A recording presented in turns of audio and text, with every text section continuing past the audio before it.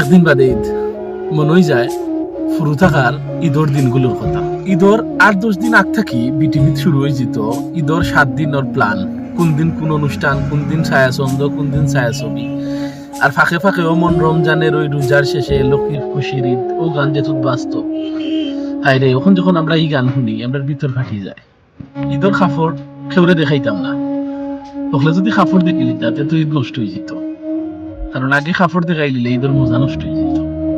সন্ধ্যাবেলা সকল বইছিতাম মেহেন্দি দেওয়াত।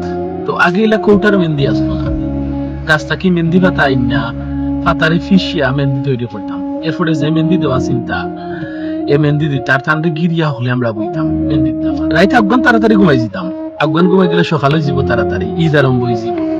ঘুমোর মাঝে আখতা আম্মায় ডাক দিতা, গাইলিয়া ডাক দিতা। তো উঠা লাগতো, উঠি আম্মায় দেখতাম নাইকল দিয়া ফোপ বানাইরা, তো আম্মার লগে পিঠা বানানোর স্বাদ দিতাম। ঈদের দিন খুব সকাল ঘুম থেকে উঠে যেতাম, উঠিয়া সকলে মিলিয়া ফাড়ার পুকুরির মাঝে একলগে গোসল করতাম। একলগে গোসল করি আম্মা আব্বা নয়া কাপড় ফিন্দিয়া দিতা, নয়া কাপড় ফিন্দেও দূর বাড়ি যাইতাম, বাড়ি যেতাম রাস্তা গিয়া দেখতাম সকলে নয়া কাপড় ফিন্দে এখানে দোল হয়েছে, সকলে বুকে চাইতাম, দেখতাম কার কাপড় সুন্দর হয়েছে। সকালে গরু কত জাতর মজার মজার খানি তৈরি হইত। সকালে সেমাই খাই নিতাম পয়লা, সেমাই খাইয়া সকল মিললে আমরা ঈদুর জামাতে যাইতাম। আতর মাঝে যায় নামাজ হাত লইয়া ঈদুর জামাতে আব্বার হাত ধরে ধরে যাইতাম।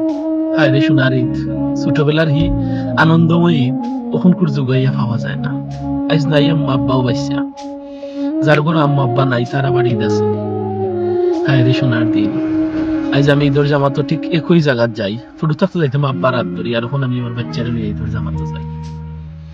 আজকাল ঈদ মানেই খালি দায়িত্ব, ঈদ মানে কোনো আনন্দ নাই।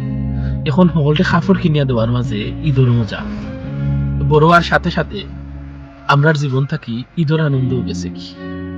এখন সব ঈদ বাচ্চা কাচ্চারে লইয়া, পরিবারের সকলকে লইয়া।